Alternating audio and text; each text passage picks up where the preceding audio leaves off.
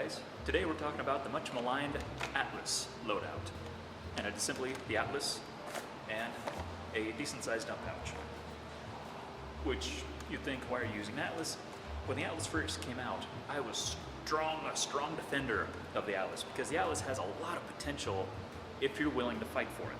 And it is quite a fight, but what you end up with is a very niche blaster, but a very effective one.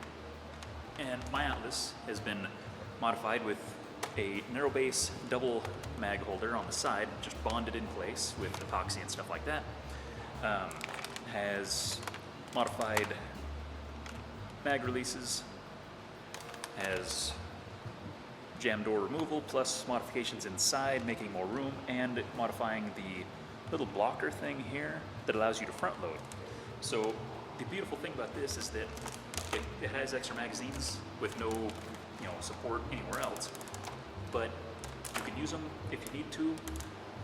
Basically, you can crank out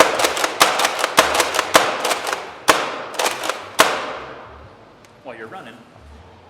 You can grab and simply just fill the magazine back up. And when I was running this hardcore all the time, I could do it without really looking. So I could be watching what's going on the field, duck down behind cover, grab a handful of loose rounds, and effectively top up my magazine at my leisure. But if you're in a firefight and you're empty, it's easy enough to just pick the magazine out, grab the next one, stab it back in, and you're up and running again. There's a lot of fine-tuning in the mag well, the throat of the mag well, on the catch itself, on these handles, to where a stock Atlas is kind of a pain in the neck. You have to grab both little things here and kind of squeeze on them and then push back here. This one, it's easy enough to just bump this with a trigger finger or with a thumb, or halfway in the middle, or whatever. So it's easy to grab something, stab a new one in. You can front load this, plus, you spit out the magazine, you get your situation covered. Grab your new mag, shove it back in. Now you can still, because the front ends are open, top off that magazine as well. So you're basically living out of your dump pouch. And so while you're hustling around, you can still reach down, scoop up things, reload your dump pouch. Start off the round with a pretty good number of rounds in your pocket. But you can effectively keep your mag topped off, keep your mag topped off. But if you need to, you can kick it out real quick, shove a new one in, you're up and running. You can, at your leisure, refill that one, because if you're in another firefight or whatever, you can still pop that one out, put your third one in. Now you're empty, but you can still top load the one you can, if you only have a couple rounds left or whatever, you can fill off the existing magazine. But if you have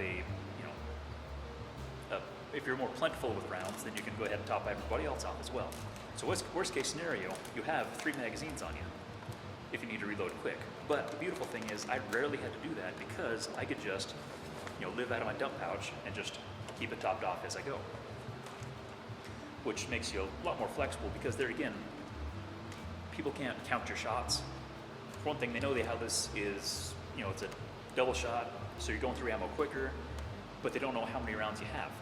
The other beautiful thing is that I didn't use it quite often, but you can still prime that.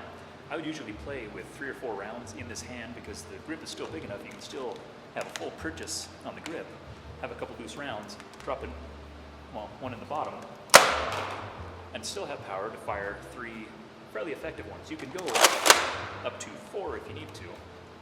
If you want, you have to arc it pretty good, but you can still get a